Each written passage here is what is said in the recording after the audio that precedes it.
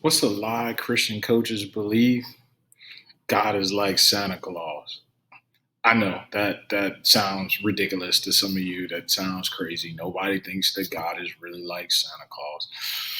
And here's the thing about some lies. They're so subtle that you don't even know it. They're so subconscious that you don't even know that you actually believe. So this is one that I think many Christians struggle with, and definitely coaches. Coaches were so transactional and so identity driven based on our behavior that this is one that I believe so many people deal with. So before you think I'm pretty ridiculous, just hear me out. I'll try to be quick. Uh, let's look at Santa Claus first of all. Let's look at his character. Okay, we all know the song, the Santa Claus song. He's making a list. He's checking it twice. He's gonna find out who's naughty and nice. Santa Claus is coming to town. You get this picture of Revelations at the end, where Santa Claus is evaluating everything. He's been watching us for a year, and you better watch out. You better not cry or pout because he's coming to town. He sees everything. He sees when you're sleeping. He sees when you're awake, and he knows if you've been good or bad. So you better be good for goodness sake. This is the character of a transactional person. This is a description of a transactional relationship. So with Santa Claus, if the kid has been good as he evaluated through the year, if the kid hasn't been crying and pouting about things, if the kid has this expectation of Santa Claus, because and if the kid has been good or bad, he if he's been good, he's going to be rewarded. But if she's been bad, um, she's going to be skipped over.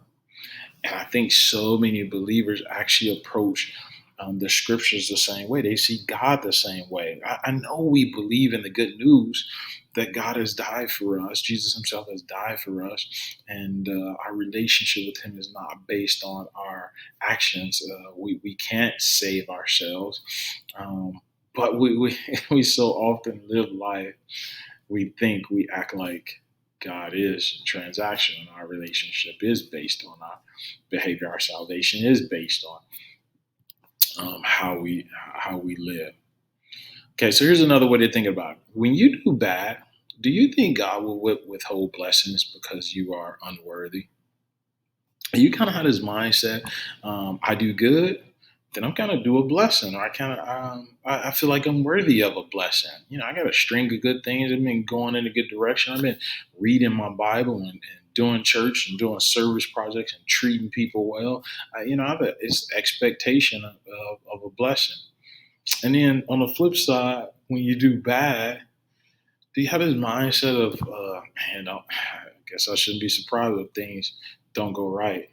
I shouldn't be surprised if somebody gets sick. Do you do this Rolodex of, oh man, what did I do, or is sin? Um, that's just bad thinking. It's bad thinking. It's a mischaracterization of our relationship with God. And without even knowing it, we've made it to be a transactional relationship. I mean, for me, these are all things that I have thought about. I've struggled with for a long time. I felt unworthy to pray at times. I felt unworthy to seek God's face. And why? Why did I feel unworthy? Because I didn't feel like I was doing good enough on that list. Like he knows when I've been good or bad. He knows that I haven't been praying. He knows that I don't have a worship time. He knows that I haven't evangelized, or he knows I, treated some players, um, the way that I should, or I'm too focused on winning. Like he knows all these things that maybe I've had my own arbitrary list, and because of that, I don't feel worthy. I pull back from him, and I think this is common for so many believers. Okay, and we have this list of shoulds in our head, this standard that we don't meet, and we pull back from God, and we treat God like God is Santa Claus with a list, checking it twice, and they messed up again. They don't get the blessing. See, we treat him like he's a human being because most relationships are transactional. We don't say they are, but most of them are. I mean, I can think of marriages. So many are transactional. You make me happy, so I stay with you. You make me mad, so I pull away. And it's this ebb and flow of fulfilling some contract. And there's one human relationship that is rarely transactional, in my opinion. It is the parent to child relationship. It is crazy how when a child is born, they don't they don't bring a lot of value. They bring a lot of annoyance to the family, the lack of sleep, the financial burden. Yes, it's your child, but the child doesn't do anything for you. But because the child is yours, there's this unconditional love, and that continues even when the child makes mistakes, when the child does something wrong. We as parents still see our children as worthy of our love, even when they don't meet our standards. And that is who the Father is. So when we think of God as transactional, we're actually thinking like a pagan. We're thinking like, because that's what Santa Claus is. Santa Claus is a pagan. Okay. All right. So let's go to the word. Can I do this in a minute or two? So Matthew 5. Let me read through this. But I say to you, love your enemies, pray for those who persecute you, and in that way you will be acting as true children of the Father, of your Father in heaven. For he gives his sunlight to both the evil and the good, and he sends rain on the just and the unjust alike.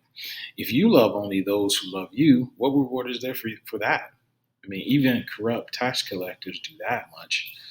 If you're kind only to your friends, how are you any different than anyone else? Even pagans do that. But you are to be perfect, even as your Father in heaven is perfect. So when I first, most of the time when I read this scripture, I think about it as Jesus talking about so much about us and how we think. But I've often missed until recently how he's also illustrating how God the Father thinks. So he even says it in 44. He says, when you do these things, love your enemies, be specific, you are acting like a true child of your Father in heaven. So, one, the relationship is parent to child. So Jesus does this a lot. He calls God his Father and your Father. So that's one, the relationship, parent-child relationship. Two, the contrast. The Father gives sunlight, does good for those who are good and who are evil, the just and the unjust alike. He blesses us all. The Father doesn't just love only those who love him. For us, he says, what reward is that if you only love those who love you? See, that is not the character of the Father. The character of the Father is not one. Our God is not one who just loves those who love him. He doesn't just love those who believe in him. If you're kind only to your friends, what makes you different? Think about that. If he's having that standard for us, and he says, if when you don't think like this, you're actually acting more like your Father. You have the DNA of your Father. So God is not a kind of God who's only kind to his friends.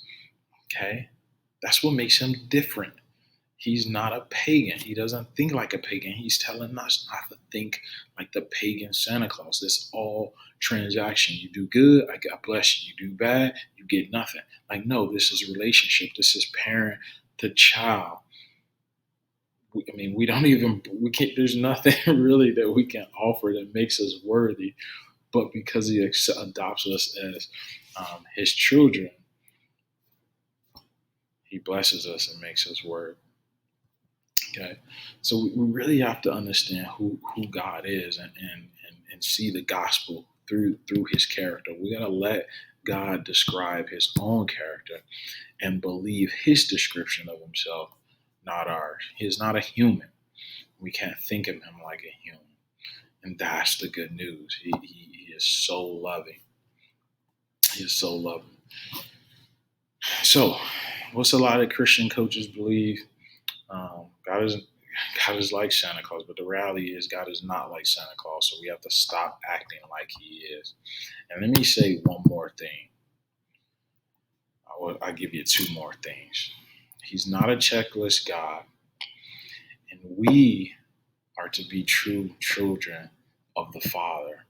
So what does that mean? That means we have to be very, very careful as coaches and as parents that we're not turning our relationships with our team and with our kids and with our wives and with our husband as transactional. When they're good, we love them.